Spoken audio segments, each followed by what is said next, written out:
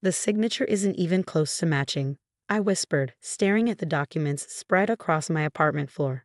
My grandfather's will, the real one, lay next to the forged version my stepsister Madeline had submitted to the probate court.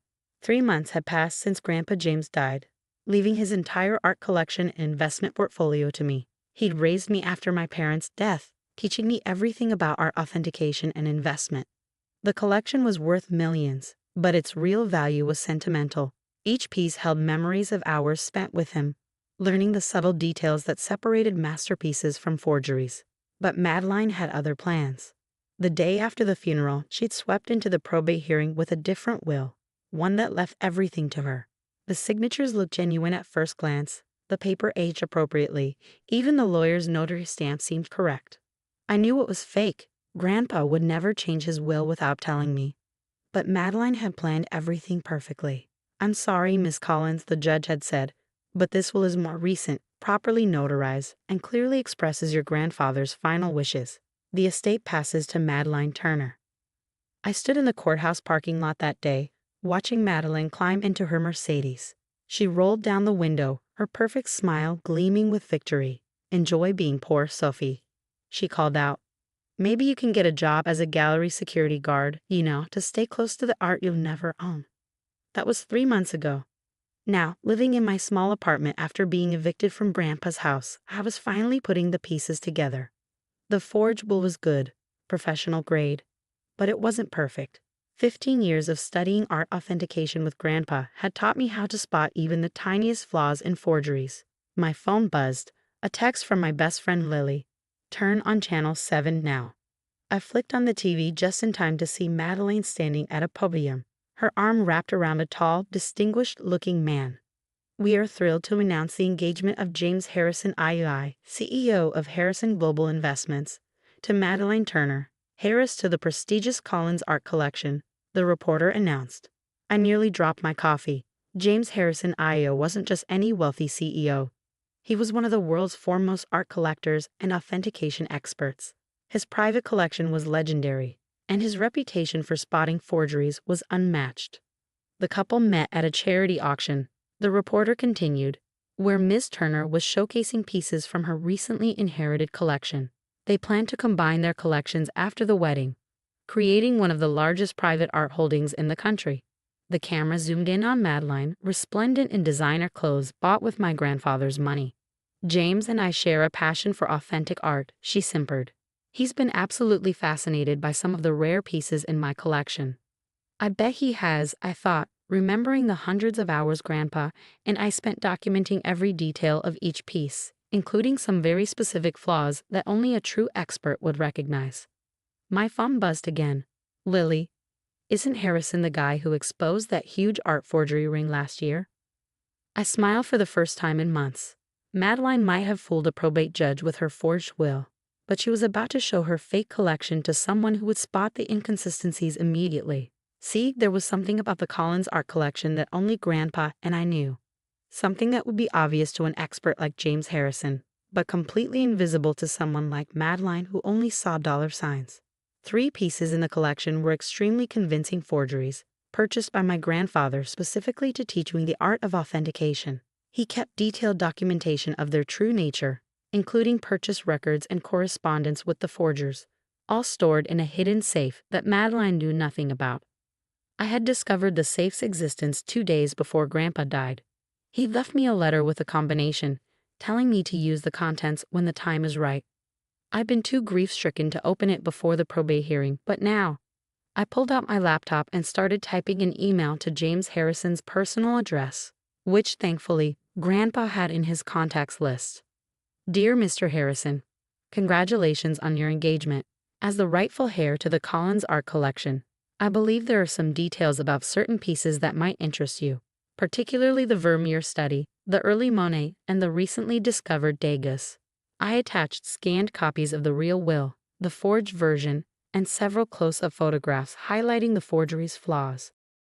"I look forward to discussing this matter with you, preferably before you combine your collection with one that contains several extremely well-documented forgeries. Best regards, Sophie Collins." My finger hovered over the send button. Was I really ready to expose everything? to potentially ruin Madeline's perfect new life. I thought about Grandpa's last words to me. The truth about art, Sophie, is that authenticity always reveals itself to those who know how to look. I hit send. 2 days later, I received a reply. Ms. Collins, I believe we need to talk. Would you be available for lunch tomorrow? There are some interesting discrepancies in your stepsister's collection that I'd very much like to discuss. Regards, James Harrison II. I looked around my small apartment at the art books and authentication guides scattered everywhere, at the documents proving Madeline's deception. Soon, a real expert would see exactly what she'd done, not just with the will, but with the precious collection she'd stolen.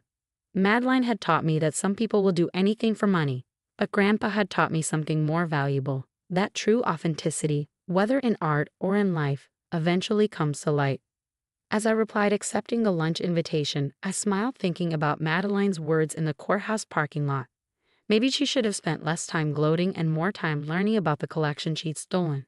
Because sometimes karma doesn't just happen, sometimes it needs an expert's eye to reveal the truth. The restaurant James Harrison chose for our meeting was exactly what you'd expect from a billionaire art collector. Elegant, private, and discreet. I felt out of place in my simple dress, but I carried something more valuable than designer clothes. Grandpa's documentation about the forged artworks. Harrison was already seated when I arrived, studying photographs of the collection spread across the table. He stood as I approached, his expression unreadable. Miss Collins, he extended his hand. Thank you for bringing this to my attention.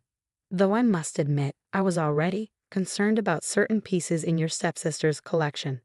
I sat down, placing my folder on the table. You noticed the inconsistencies in the vermeer. His eyebrows rose slightly. The brushwork on the bottom left corner. Yes, most people wouldn't catch that. My grandfather taught me well, I said, opening the folder. He bought that piece specifically because it was such a masterful forgery. He used it to teach me about authentication. I pulled out the original purchase documentation, along with Grandpa's detailed notes about the forgery's creation. Harrison's eyes widened as he read. This is extraordinary, he murmured. James Collins was a legend in authentication circles, but I had no idea he was documenting forgeries this way. There's more, I said, revealing the rest of the papers. The Monet and the Degas. They're also forgeries, exceptional ones, but fake nonetheless. My grandfather kept every detail about their origins. Harrison leaned back, running a hand through his silver hair. Miss Collins, do you understand what this means? Your stepsister has been presenting these pieces as authentic. She's already accepted offers from major museums for viewing rights. I know, I met his eyes steadily, just like she presented a forged will to steal my inheritance. I showed him the two versions of the will, pointing out the subtle discrepancies that proved the newer one was fake. His frown deepened as he examined them. The probate judge missed this? He asked, pointing to a tiny flaw in the signature. Madeline hired professionals. They're good, just not good enough for someone who knows what to look for. At that moment, the restaurant's door burst open. Madeline stormed in, her face flushed with anger. What are you doing here? She demanded, glaring at me. James, darling, why are you meeting with her? Harrison stood slowly. We were discussing the Collins collection, particularly some interesting details about its authenticity. Madeline's face paled slightly, but she recovered quickly. Authenticity. Everything in that collection is genuine. Sophie's just jealous because Grandpa James left it all to me. Did he? Harrison picked up the forged will. Like this document is genuine? Of course it is, Madeline snapped. The court approved it. Just like the Vermeer study is genuine? I asked quietly. The one Grandpa bought from Marcus White in 2008 specifically because it was such a well-crafted fake. Madeline's composure cracked. You're lying.